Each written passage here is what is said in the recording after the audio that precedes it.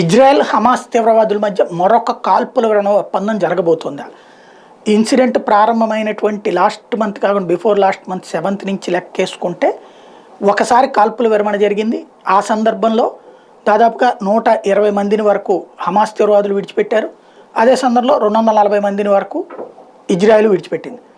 తర్వాత మళ్ళీ కాల్పుల విరమణ చర్చలు మొన్న, ఎందుకంటే నెతన్యాహు మీద పెద్ద ఎత్తున ఒత్తిడి తీసుకొస్తున్నారు. అక్కడ హమాస్ తీవ్రవాదులు రోజు కొంతమంది బందీల చేతన స్టేట్మెంట్లు ఇప్పిస్తున్నటువంటి సందర్భంలో వాళ్ళ కుటుంబ సభ్యులు పెట్టిరేగిపోతుంటే దానికి అనుగుణంగా ఇజ్రాయెల్లో పెద్ద ఎత్తున ఉద్యమాలు జరుగుతున్నటువంటి వేళ ఈజిప్ట్ దగ్గరికి మొసాద్ చీఫ్ వెళ్ళి మాట్లాడటం, హమాస్ ప్రతినిధులు కూడా అక్కడికి రావడం జరిగింది. తాజాగా వినబడుతున్నటువంటి లెక్క మరొకసారి కాల్పుల విరమణ జరిగే అవకాశం ఉంది. వారం రోజుల పాటు కాల్పుల విరమణకి ఇజ్రాయెల్ ఒప్పుకుంటుంటే 2 వారాల పాటు కాల్పుల విరమణ అన్నటువంటిది హమాస్ అడుగుతోంది.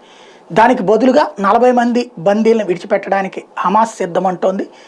ఇక్కడ కాల్పుల విరమణ 2 వారాల పాటు 40 మందికి బదులుగా 120 మందిని విడిచిపెట్టాలంటూ ఇటు పక్కన బేరం పెడుతోంది హమాస్.